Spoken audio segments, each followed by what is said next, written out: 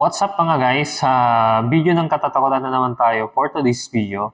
So disclaimer lang mga guys, kung mahina ang loob nyo para panoorin yung mga videos na ganito, is kailangan may guidance kayo ng nakakatanda or may kasama kayo pag nanonood kayo nito mga guys. So credit kay Sir Goosebumps sa video edit na to ng i-reaction videos natin for today. Let's go. Panoorin na natin. Shadow Family. Ibinahagi ni Kashif Qureshi ang video pinadala sa Kashif kanya ng kapatid niya. Leon. Ayon sa kanya, So, Instagram videos to mga guys. Kay Kashif Leon. So, originated yung video kay Kashif Leon ang uploader nito. ito ay Kuha ng CCTV sa bahay ng kapatid niya nang may mapansin itong kakaiba. Naging uneasy ang Ano yun? kapatid niya kaya ipinadala niya ito sa kanya para tingnan kung may paliwanag siya na pwede niyang ibahagi sa nangyari. Pero katulad ng kapatid niya, is just as baffled and clueless as his brother. Ano kaya yun? Parang may nakatayo eh. Hinilabutan ako guys. May parang puti. Transparent. Parang puting transparent na kumikilos mga guys. Oh. Nandito siya sa part na gitna na oh. Kung mapapansin natin. Yun yung napansin ko eh. Hinilabutan na ako mga guys.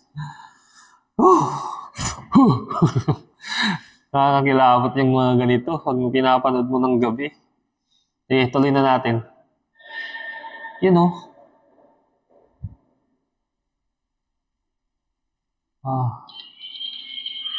Ano yun? Kaiba. Sa video, Tingnan niyo natin mga guys oh. Ipopost natin ah. Yun oh. mula sa bahay at tumagos sa kabilang pader. Yun oh. Puting babae guys. Mahaba yung buhok. Tapos tumagos siya. Parang parang puting nasa transparent lang siya. Tandaan, sa una, Yan, oh. tila parang usok lang ang mga ito. Pero lumabas lang ito kahit wala namang pwedeng panggalingan ito. Parang usok nga. As you can see, nag-react ang bata sa simula ng video. Napatigil ito at napatingin sa pinanggalingan ng shadow figures. Anino makita lang niya eh, ang paglabas parang ng usok. imahe ng usok, napatakbo na lang ito papasok sa loob ng bahay nila. Yun oh mga guys oh. Opinyon ng mga view. Parang marami nga eh. Oh. Na paparating. Or sa video kung multo nga ba ito o hindi. Pero kung kayo ang tatanungin, is this a supernatural event? Yun oh. O may ibang paliwanag pa sa nangyari? Nakakakilabot. Kuha sa CCTV yan mga guys. So, kung scripted kasi yan, yung bata hindi magre-react. Yun yung reaction ng bata is tuloy-tuloy lang siya sa ginagawa niya. Napatingin siya mga guys kung sa anino. So, nagulat siguro siya, natakot. Tapos biglang pumasok sa kanilang bahay.